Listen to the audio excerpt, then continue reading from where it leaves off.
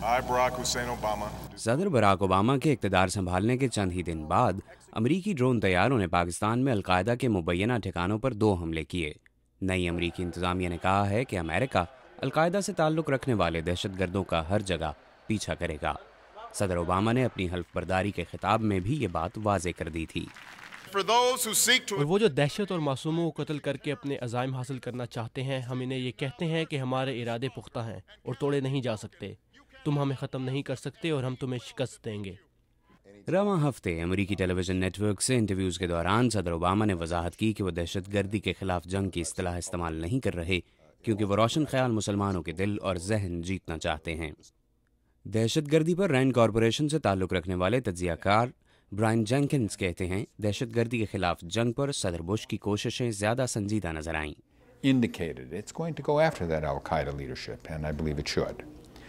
Obama इंतज़ामिया ने निशानदही की है कि वो अलकायदा रहनुमाओं का पीछा करेगी, मगर साथ ही ये इंतज़ामिया ज़्यादा खर्च वाले तरीकों से पीछे हट रही है।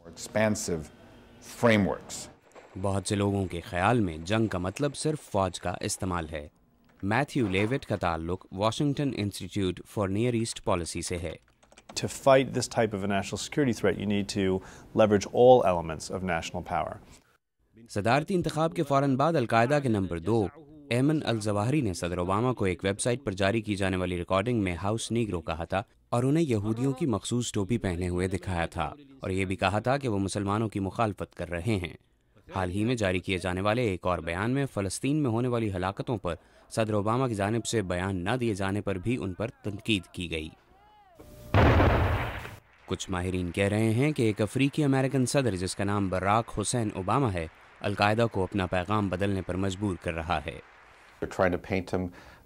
वो सदर ओबामा को एक दुश्मन के रूप में दिखाना चाहते हैं, क्योंकि इन्हें डर है कि सदर ओबामा मुस्लिम दुनिया से बात कर सकते हैं और इनकी पॉलिसियां अलकायदा में शामिल होने वालों की सोच बदल सकती हैं।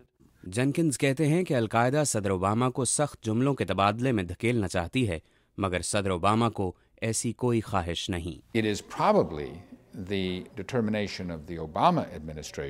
ये शायद ओबामा इंतज़ामिया का पुख्ता इरादा है कि वो अलकायदा के अल्फाज के जाल में फंसना नहीं चाहते।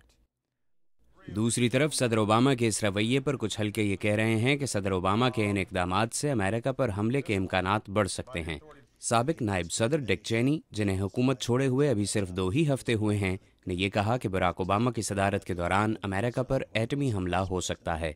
उन्होंने ये भी कहा कि ग्वांतानामो के कैद खाने को बंद करना दुरुस्त फैसला नहीं था। माहिरीन के मुताबिक ओबामा ये बात जानते हैं कि दहशतगर्दी के खिलाफ जंग को फ़ौरन ख़त्म नहीं किया जा सकता और इसे जीतने के लिए तवील जद्दोजहद और मुस्तहकम हिकमत अमली की ज़रूरत है। Mohammad Atif, Urdu VOA, Washington.